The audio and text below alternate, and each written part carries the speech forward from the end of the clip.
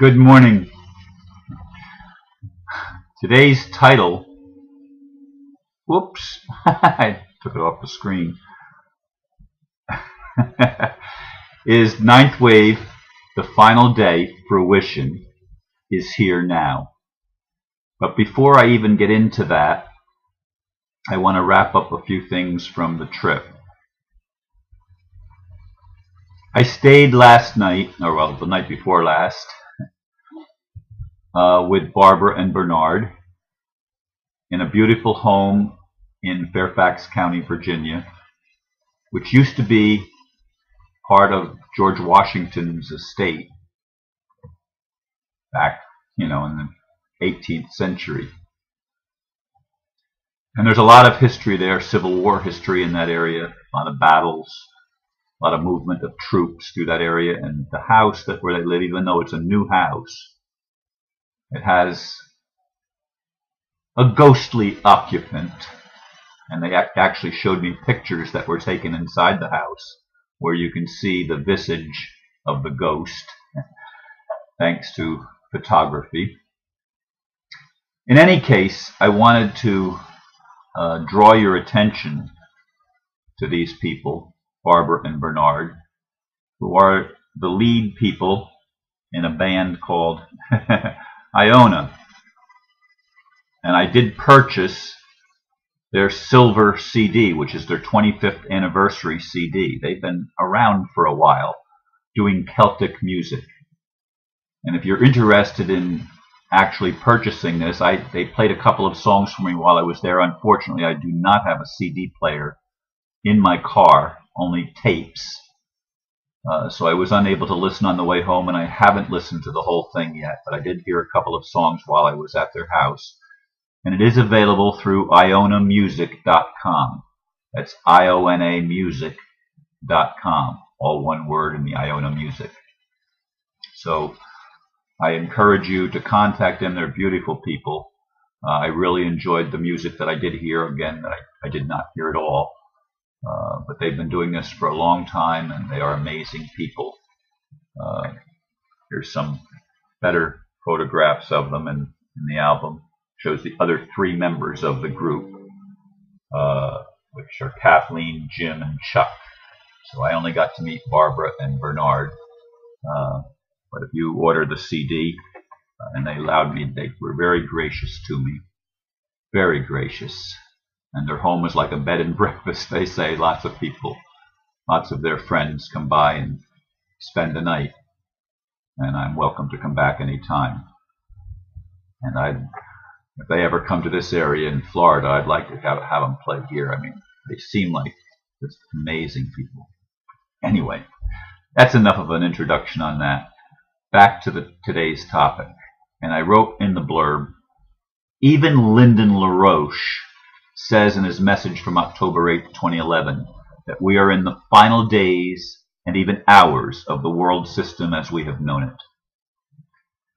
I do not agree, at least hope some of what he sees coming will not be as violent as he predicts.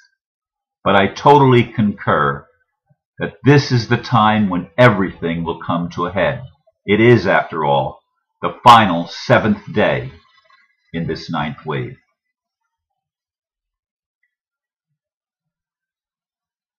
As I listened to the first half of Lydon's message, I did not hear the whole thing yet. I was trying to play catch up last night, and I ended up going to bed between 9 and 9:30, and I actually woke up.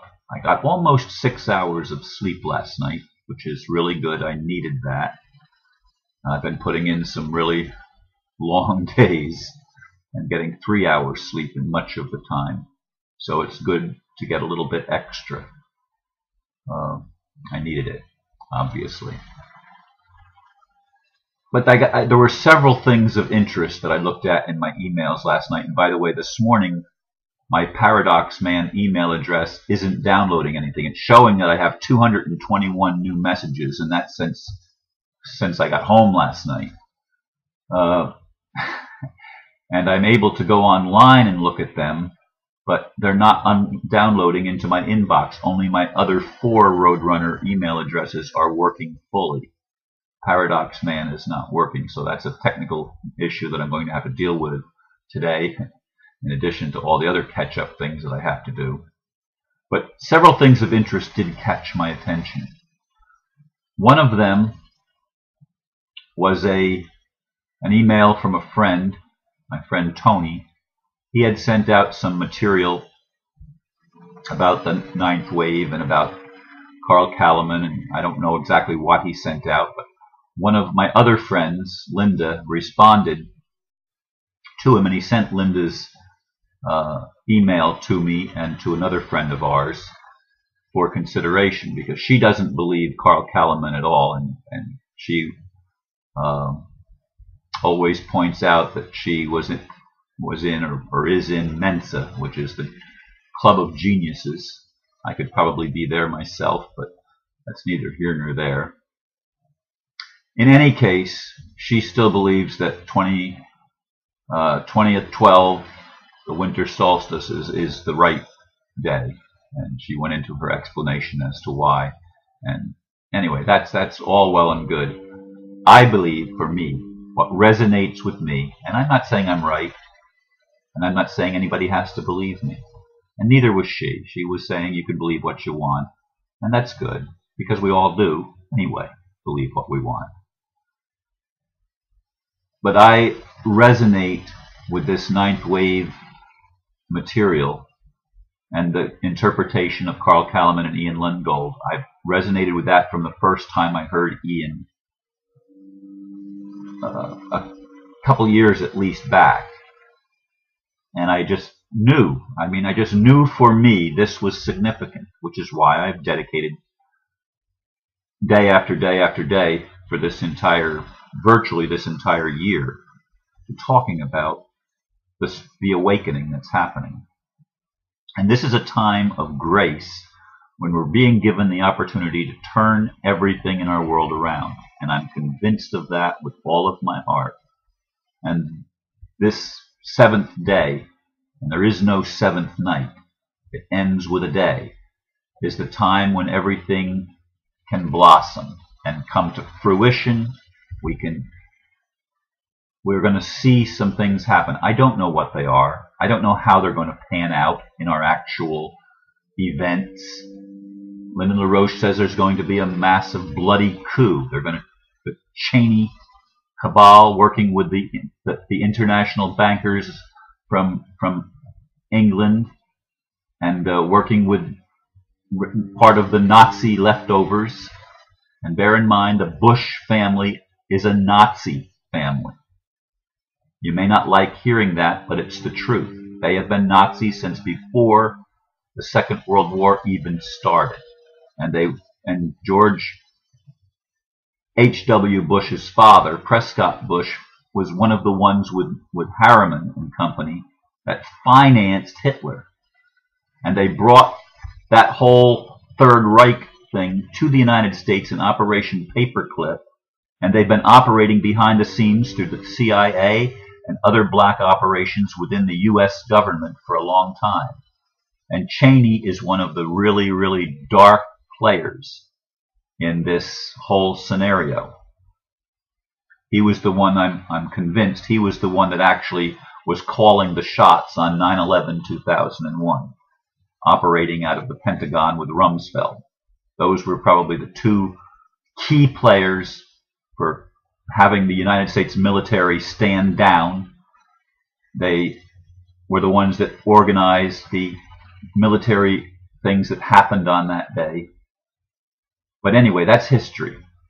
Right now, in this present time, we're at a time when the cabal knows that it has to step down. And how peacefully or not peacefully they choose to relinquish their power remains to be seen. But their power must be relinquished.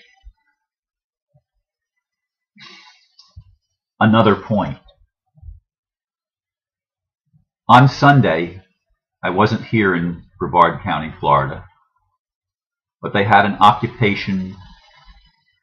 or an Occupy Brevard meeting, and I understand it was pouring rain. Many of the people from the New Way Pod, which I'm so grateful for, were part of that, and I did get a beautiful description from my friend Nancy Thompson, who is part of the pod community. And she said, I believe, I don't have it in front of me, and I read so many things last night, so forgive me if I'm not getting it all 100% correct, but there were 60-some people that showed up in the rain, in the pouring rain and wind, and I can tell from my yard there's branches down, so there must have been quite a storm that moved through over the weekend. And I've got to go out and clean up some of the tree debris in my yard at some point when I get time. In any case, I was so thrilled to hear that there were attorneys, college professors, all sorts of people, some of whom were quite influential and important in our community, showed up for that Occupation Boulevard. It's not just hippies, folks, that are doing this Occupy Wall Street, and it needs to happen in every community where we are challenging the banks, the courts, and everything else in the system. We need to let them know that the government derives its only just power, not from the bankers, but from the people that are citizens. And now I'm using the term in the old-fashioned sense of a citizen being a human being that has rights, a sovereign human being that has rights and happens to live in the jurisdiction, if you will, of a certain political structure, counties, cities, states, nations. Okay, citizens of those things, not members of some corporate entity, because all of these other entities, these cities and states and counties and nations, are nothing but privately run corporations for the benefit of the bankers. And we need to understand this is where it's at. This is what Occupy Wall Street is about, because it is the financial system that has created the matrix that we live in, that has robbed individuals of our freedom, robbed states of their sovereignty, robbed cities and towns of their voice, not just in the United States, but around the world. And this is what we are moving from. And we are moving toward getting our voices back, standing in our power, being heard again. This is the grace that we are being given by the divine. And if you don't want to believe in God, that Bernard or at least Barbara identified herself as an agnostic. She doesn't know. And lots of people don't know. And even people that think they do don't. I don't care what you call the divine. I don't care if you use the word God. If that's offensive to you, use something else. Call it life. Call it love. Call it light. Whatever you want to call it. Call it cosmos. Call it universe. Call it the force. I don't care. Something is happening in our day that impinges upon every one of us as a human being. There's nobody that's going to be left out of this change, folks. The change is upon us. Lydon LaRouche is absolutely right. These are the final days and even hours of the matrix as we have known it. We are moving into a new paradigm. I don't know all the hows. I can't tell you the steps that are going to go through. I can't tell you that. I wish I could, but I don't know, because it's unfolding. We're creating it right now. We're creating it. But I'm encouraging you, wherever you are, join together with other people that are fed up with being slaves of an economic system that doesn't work for everybody. A system that enriches a few people at the expense of everyone else. One of the things that I do see coming is I do see a redistribution of wealth all over the world. And that which has been stolen from people must, hear me, must be returned to those from whom it was stolen. And that's all of us. That's not just the 99%, it's the 99.99%. Because it's a very small group of people that have stolen from everyone else. And it's time that that's taken away from them and given to those to whom it rightfully belongs. Wealth and prosperity is my birthright. It's your birthright. And you need to know that. And you need to claim your birthright. You need to let your voice be heard, however you choose to do it. You need to speak up and say, what is mine is mine. And you need to recognize it's not a selfish thing, because we are all interconnected. And the only way these changes are going to happen without the violent coup that Lydon LaRouche is foreseeing is if we surround everyone with love. Hear me, folks. Everyone. Even the bankers. Even the Bush cabal and Cheney. Even the Vatican and the Dark Pope. Even the Zionists. Even the Masons. Another piece that I read yesterday, oh boy, I've gone over time. Another piece that I read yesterday was about a couple of the banks in New York that have pillaged the assets of the, what do you call it, when they collect money for people's retirement, and it's supposed to be held in trust. I don't remember the word right now, it slips me. And I know I'm running out of time, so I'm trying to hurry and spinning around. Anyway, they've stolen it from the police, from judges, the pension funds. They've raided the pension funds, and they're being brought to justice in the system. The New York Attorney General's office is bringing the New York Bank and another bank that I can't remember the name of. They're starting to come down on them. Folks, we've got to go after the thieves. The thieves are the banks. Now, that doesn't mean that if you have a friend that's a banker, that they're a thief. One of my friends that I went to high school with, he's been in commercial banking his whole life. I don't believe he's a thief. I didn't get to talk to him in depth at all. But I have friends that work for banks and that are even bank managers. That doesn't mean that they're crooked and are thieves, but a lot of them have been. And that system that they've been running, where they can steal blatantly from other people, that has to end. And the only way it's going to end is if we raise our voices loudly and say no more. So this is where I am. This is my passion in this, on this seventh day, the first part of the seventh day. That this thing ends on October 28th, which is my granddaughter's 9th birthday. The 9th wave ends on her 9th birthday. And folks, I'm excited. I don't know what's going to happen. It's going to unfold for us. Keep your heart open. Keep your mind open. Trust your gut.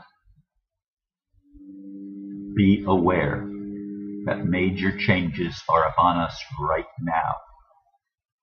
And love. Please, please, please love yourself, and you will love your neighbor as yourself. Namaste. I love you.